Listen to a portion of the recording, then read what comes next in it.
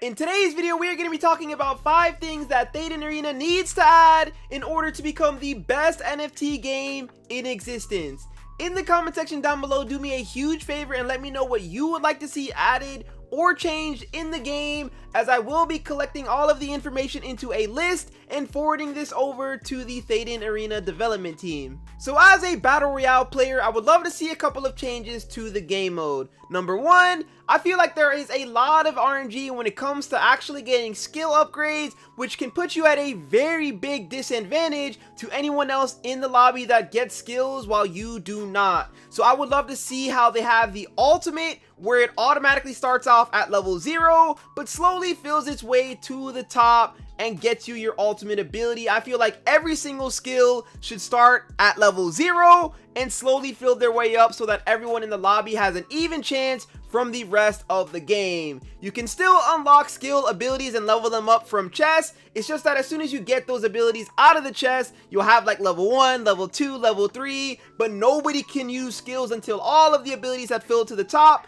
making the first 15 to 20 seconds of the game a little bit better for everyone to compete and making the entire game mode way more skill based. Another change I would like to see to Battle Royale is maybe adding a kill incentive, which I think just adding like a 5 trophy bonus or a 3 trophy bonus would incentivize people to actually go around and get kills, because a lot of the times in the lower to mid elos you see a lot of teaming and a lot of white flagging, which I haven't seen as much as of recent, but I feel like that's because of the insane bullet volley meta. The second thing that I would like to see is some end of season rewards for all of the players. The seasons in this game last an extremely long time, and I understand that this first season they extended it because they wanted some of the new players to enjoy a little bit of a longer season. But because of the season is so long, I would love to see some sort of end of season rewards, similar to how they're doing the rewards for the THG event, where the top 1,000 players in the world get, it could be anything. It could be like THG, maybe THC, a combo of both,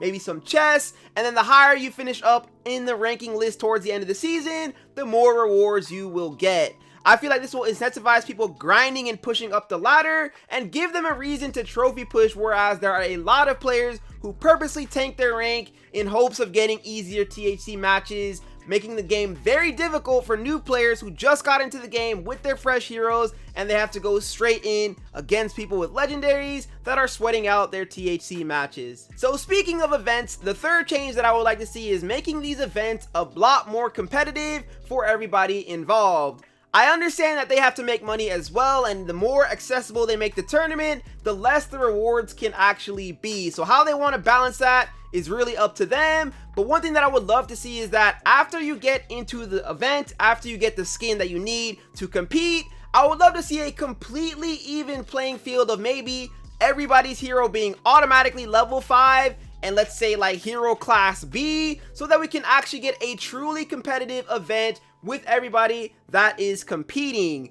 They do need to somehow make the accessibility a little bit higher as well, whether it's instead of having all these different days with only 3 heroes, maybe make the event a little bit shorter and make it to where you can use whatever heroes you have, all 9 of them, in whatever days you want to go ahead and compete in. This way there are way more players playing in the tournament and you're not just queuing into the madness, because somebody like me, for example, if I go and try to queue into these solos or duo battle royale for the event, if nobody is playing that at my trophy level, then I'm just queuing in with a level 1 hero into a field of level 10 monsters who are going to be insane at the game. So having more accessibility will allow there to actually be a separate queue for the event, and then once you have that separate queue, having everybody at the same trophy level would actually create a competitive environment and tournament that I think would be very cool. The fourth thing that I would like to see is a battle pass and some missions. I know they talk about the battle pass in their white paper, so I'm assuming we're gonna get that in the next season, but I would love to also see some daily, weekly, and even maybe monthly mission and challenges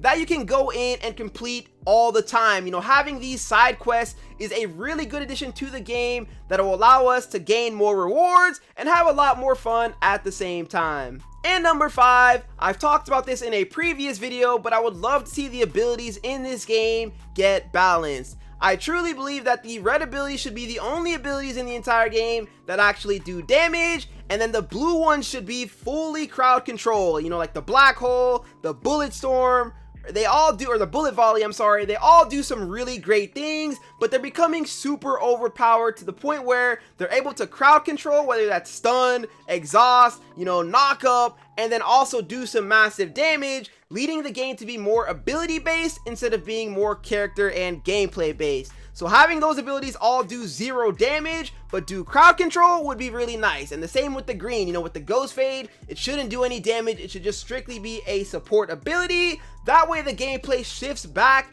towards actually mattering which character you choose, because right now it's just everybody going in choosing the exact same abilities every single week, whether it be the ghost fade and bullet volley or the plunger, and then it doesn't really matter what character you end up using. If you guys have anything else, leave that in the comment section down below so that I can go ahead and compile this list.